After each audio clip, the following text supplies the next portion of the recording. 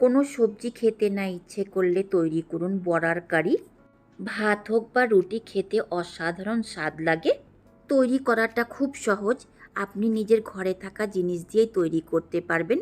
আর যদি এইভাবে তৈরি করেন তো সময়ও খুব কম লাগবে। তবে চলুন এই বড়ার কারিটা তৈরি করে নিই। প্লিজ ভিডিওটা স্কিপ না করে পুরোটা দেখবেন। যদি পছন্দ হয়ে থাকে লাইক শেয়ার সাবস্ক্রাইব করতে ভুলবেন না। নমস্কার, আমি মঞ্জু। মঞ্জুস কিচেনে আপনাদের সকলকে স্বাগতম। বড়া তৈরি করার জন্য নিয়েছি মাছের ডিম। এটা কাতলা মাছের ডিম আছে। প্রথমে এর মধ্যে মশলা দিয়ে মেরিনেট করে নেব। চটপটা ফ্লেভার আনার জন্য দেব 1 টিস্পুন চাট মশলা, 1 টিস্পুন ভাজা মশলা। এই মশলার মধ্যে জিরা, ধনিয়া, গোলমরিচ, লঙ্কাকে ভেজে নিয়ে গুঁড়ো করে নিয়েছি। আর হাফ টিস্পুন হলুদ পাউডার, স্বাদ মতো নুন আমি হাফ টিস্পুন দিয়েছি। কুচনো পেঁয়াজ আর কাঁচা লঙ্কা। পেঁয়াজকে আমি একদমই কুচিয়ে নিয়েছি, আপনি একে স্লাইসেও কেটে নিতে পারেন। আর দুটো কাঁচা লঙ্কাকে চিড়ে নিয়ে কুচিয়ে নিয়েছি, যেন ডিমের বড়ার মধ্যে কাঁচা লঙ্কার ফ্লেভারটা পাওয়া যায়। ঝালের জন্য আপনি শুকনো লঙ্কা পাউডারও ব্যবহার করতে পারেন, কিন্তু কাঁচা লঙ্কার ফ্লেভারটা প্রচুর সুস্বাদু হয়, তাই আমি এখানে কাঁচা লঙ্কা দিয়েছি। মশলা, পেঁয়াজ, কাঁচা লঙ্কার সাথে মাছের ডিমকে ভালো করে চটকে মেখে নিন। যাদের মাছের ডিমের গন্ধ লাগে তারা এর মধ্যে 1 টিস্পুন মতো লেবুর রস দিতে পারেন। লেবুর রস দিতে গেলে আঁশটা গন্ধটা শেষ হয়ে যাবে। মাখিয়ে নেবার পর 10 মিনিট মতো রেস্টে রাখবো। 10 মিনিটের পর এর মধ্যে দিন 1 টেবিল স্পুন বেসন। আবার চটকে চটকে মাখিয়ে নিন, যেন বেসনের দলা না থাকে। বেসন ছাড়া একে ভাজবেন তো খেতে শক্ত লাগবে আর ভাজার সময় ফুটবেও, তাই অল্প পরিমাণে বেসন দিয়েছি। আপনি পরিমাণে এর থেকে বেশিও দিতে পারেন। দেখুন ভালো করে মাখিয়ে নিয়েছি, আবার 5 মিনিট মতো রেস্টে রাখবো। অন্যদিকে কড়াইয়ের মধ্যে 3 টেবিল স্পুন তেল দিয়ে গরম হতে বসিয়ে দেব। ফ্লেমকে ফুল রেখেছি। এই তেলটা যখন পুরোপুরি গরম হয়ে যাবে ফ্লেমকে মিডিয়ামে করে দেব। কড়াইয়ের গায়ে এইভাবে সরিষার তেলকে মাখিয়ে দেব, বড়া ভাজার সময় ছাড়বে না। তেলটা গরম হয়ে গেছে। মাছের ডিমের বড়া বা পাকোড়া ভেজে নিতে হবে। যেভাবে পাকোড়া ভাজা হয় সেইভাবে একেও ভেজে নিতে হবে। আপনি একে মাছের ডিমের পাকোড়া বললেও চলবে। যতটা তেলে আঁটবে ততটাই দিন। মিডিয়াম ফ্লেমে এক সাইডে 2 থেকে 3 মিনিট ভেজে নিন। তারপর একটা একটা করে বড়াকে উল্টে ভেজে নিন।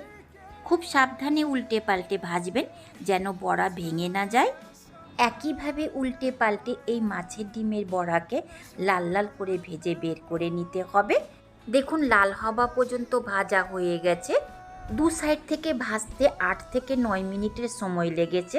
তেল ঝরিয়ে বের করে নিতে হবে। আপনি এই বড়াকে কারি না বানিয়ে সসের সাথেও খেতে পারেন। আমি তো এই বড়াকে শুকনোই ভাতের সঙ্গে খাই, প্রচুর সুস্বাদু লাগে।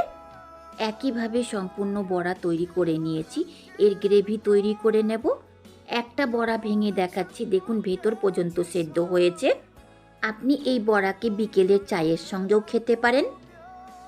বড়া ভেজে নেওয়া তেলের মধ্যেই দেব হাফ টিস্পুন জিরা। ফ্লেমকে লো মিডিয়াম রেখেছি, নেড়ে চেড়ে তেলের সাথে মিশিয়ে দেব। আপনি এর মধ্যে শুকনো লঙ্কা আর গোটা গরম মশলাও দিতে পারেন। দেব 2টো কুচিয়ে নেওয়া পেঁয়াজ আর 2টো কাঁচা লঙ্কা। একে জাস্ট তেলের সাথে নেড়ে চেড়ে মিশিয়ে দিতে হবে। এর মধ্যে দেব স্বাদ মতো নুন। খেয়াল রাখবেন বড়া ভাজার সময়ও নুন দিয়েছিলাম। নুনের সাথে পেঁয়াজকে মিশিয়ে নিয়ে একে সফট হওয়া পর্যন্ত ভেজে নেব। দেখুন পেঁয়াজটা সফট হয়ে গেছে। লো মিডিয়াম ফ্লেমে 5 থেকে 6 মিনিট ভেজে নিয়েছি। দেব 1 টেবিল স্পুন আদা রসুন বাটা। সফট হওয়া পেঁয়াজের সাথে মিশিয়ে নিয়ে এর কাঁচা গন্ধ যাওয়া পর্যন্ত ভেজে নিতে হবে। খুব একটা সময় লাগবে না, নেড়ে চেড়ে 1 মিনিট রান্না করলেই এর কাঁচা গন্ধ চলে যাবে। মশলা দেওয়ার আগে এর মধ্যে দিন উষ্ণ গরম জল। এই জলে শুকনো মশলা দিয়ে ভেজে নিতে হবে। যে মশলা রোজ ব্যবহার করি সেটাই দেব। 1 টিস্পুন জিরা পাউডার, 1 টিস্পুন থেকে বেশি ধনে পাউডার, হাফ টিস্পুন লঙ্কা পাউডার আর 1/4 টিস্পুন গোলমরিচ পাউডার, 1 টিস্পুন হলুদ পাউডার, হাফ টিস্পুন কাশ্মীরি লাল লঙ্কা পাউডার।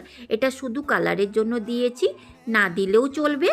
ভালো করে নেড়ে চেড়ে মিশিয়ে এই মশলাকে তেল ছাড়া পর্যন্ত কষিয়ে নিন। নেড়ে চেড়ে 6 থেকে 7 মিনিট কষিয়ে নেবার পর দেখুন মশলা থেকে তেল আলাদা হয়ে গেছে।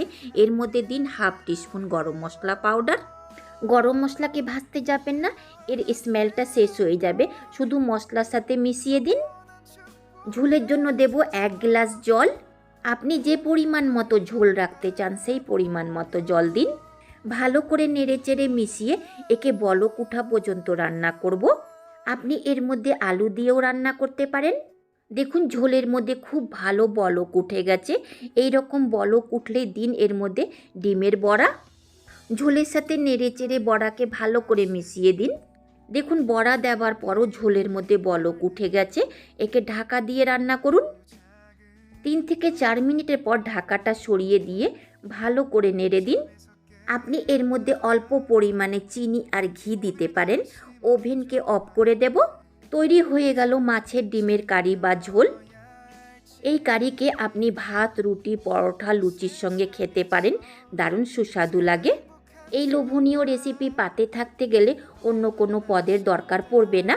এইভাবে একবার মাছের ডিমের ঝোল বা কারি রান্না করে দেখুন। মাছের ডিমে যে একটা আঁশটা গন্ধ থাকে সেটা আপনি পাবেন না। এই লোভনীয় রেসিপি যদি ভালো লেগে থাকে লাইক কমেন্ট করবেন। পাশে আসা বেল আইকনকেও বাজিয়ে দিবেন আমার নিত্য নতুন নোটিফিকেশান পাবার জন্য। শেষ পর্যন্ত দেখার জন্য অনেক অনেক ধন্যবাদ।